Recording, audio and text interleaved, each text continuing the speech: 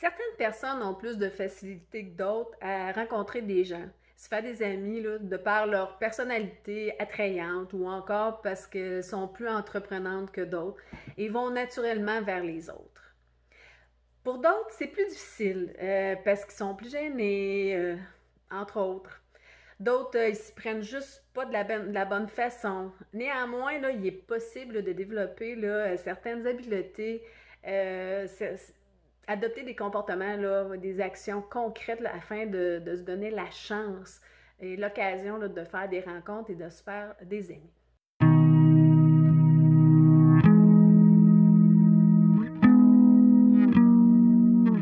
Les amis occupent souvent une place, un rôle là, important dans notre vie. Certains peuvent même être considérés là, comme un membre de la famille. Certains partagent notre quotidien, nos joies, nos peines. Certains, plus intimes, ils partagent plus nos secrets, nos plus grandes difficultés, nos plus grands défis.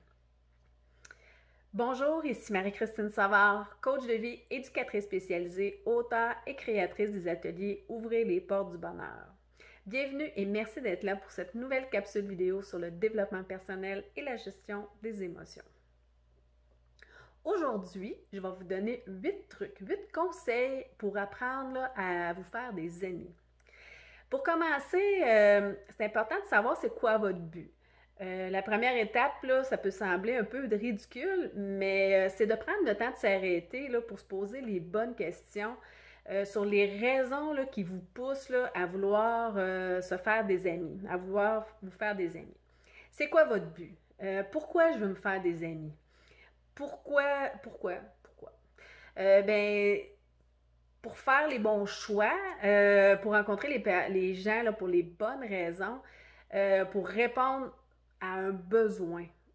Parce que ça se peut là, qu'on veuille rencontrer là, des amis là, juste dans le seul but d'être populaire, d'avoir l'air cool, pour se sentir important, bref, pour le paraître et non pour créer de vrais liens. Maintenant, je vous présente 8 conseils là, pour vous faire des amis. Le premier, bien évidemment, c'est ce que je conseille souvent là, aux personnes là, que je rencontre et qui me demandent hey, comment je fais pour rencontrer, c'est de vous inscrire à des activités que vous aimez. Quand on s'inscrit à des activités qu'on aime, il y a plus de chances qu'on rencontre des gens qui aiment les mêmes choses que nous, les mêmes activités. C'est le meilleur endroit là, pour rencontrer des gens là, qui ont des goûts, des intérêts là, communs avec nous. Et par le fait même là, de rencontrer là, des gens qui vont peut-être avoir les mêmes valeurs que nous. Il serait ainsi plus facile là, de trouver là, des sujets de conversation, de créer des liens et de se faire des amis, évidemment. Le deuxième conseil, c'est de regarder autour de soi. Regardez autour de vous. Lorsque vous arrivez là, dans un endroit, là, dans le cadre d'une activité ou autre, là, regardez autour de vous et vérifiez là, s'il n'y aurait pas des gens là, que vous connaissez déjà. Des personnes avec lesquelles vous auriez peut-être de l'intérêt, des intérêts communs, que vous aimeriez apprendre à connaître davantage. Le troisième truc, troisième conseil, c'est de démontrer de l'intérêt. Poser des questions, écouter l'autre, s'intéresser à l'autre, essayer de découvrir des choses que vous avez en commun, aide là, beaucoup là, à établir là, un contact puis créer des liens et de faire des amis. Le quatrième conseil, c'est le langage non verbal. Ben, évidemment, adopter une attitude de renfrogner, avoir la tête basse, les épaules voûtées vers l'avant, détourner le regard dès que ce sont des comportements là, qui éloignent là, les gens. Ou du moins, là, ça n'attire pas les gens vers vous. À l'inverse, gardez la tête droite, regardez les gens dans les yeux, hein, sourire aux gens que vous croisez, même les saluer, pourquoi pas. Même si vous ne les connaissez pas, moi ça m'arrive régulièrement, bien évidemment, c'est des comportements là, qui attirent les gens vers vous. Le sixième conseil, là, c'est de faire savoir là, que vous êtes là. Évidemment, là, si vous restez dans votre coin sans rien faire, ou pire, que vous allez vous cacher aux toilettes, par exemple, comment voulez-vous que les gens sachent que vous êtes là? Ce que vous pouvez faire, c'est juste les saluer. Saluer les gens que vous rencontrez. Établir un contact visuel, comme je le disais tantôt, regardez les gens. Puis si vous êtes à l'aise de le faire, bien, vous pouvez faire un compliment à une personne là, qui semble intéressante, là, que vous avez le goût d'apprendre à connaître. Le 7e conseil, c'est adopter des comportements adéquats. Évidemment, il est primordial d'être vigilant par rapport à sa façon de traiter les autres. Traiter les autres, dans le fond, comme vous aimeriez être traité.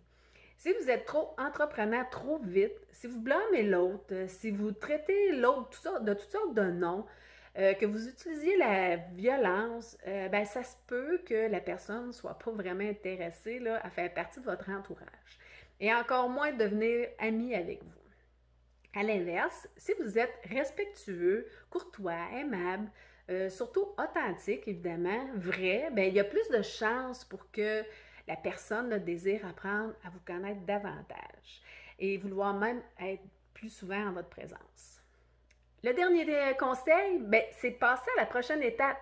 Lorsque vous sentez que la connexion se fait entre vous et l'autre personne, vous pouvez lui demander si elle veut faire une activité quelconque avec vous, comme peut-être aller au cinéma, prendre un verre à quelque part sur une terrasse, prendre une marche en forêt, etc., dépendamment de vos intérêts.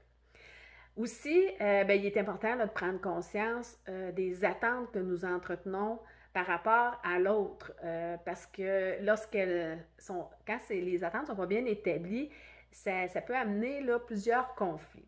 La communication demeure essentielle dans l'entretien d'une relation. La communication, c'est comme la base de toute relation. Il reste que, pour moi, il demeure essentiel de rester soi-même si on veut établir des relations vraies, hein? Que ce soit en amitié ou en amour, établir des belles relations solides basées sur du long terme. Se sentir accepté, respecté et libre de parler ouvertement, d'être soi-même sont de bons indices qu'une amitié va être vraie, solide, puis qui est en train de se développer.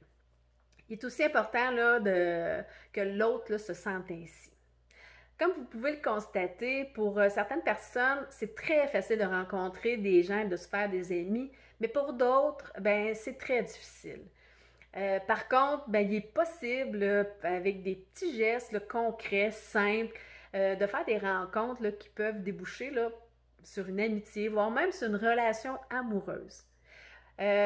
Pour ce faire, le plus important, si vous voulez établir des relations à plus long terme, c'est de rester vous-même, d'agir avec les autres comme vous aimeriez qu'on agisse avec vous. Et voilà, c'est déjà tout.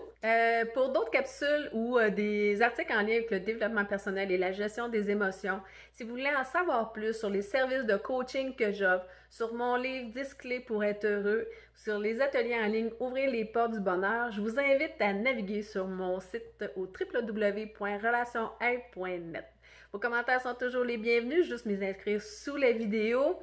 Sur ce, je vous souhaite une excellente journée. Au plaisir de vous revoir.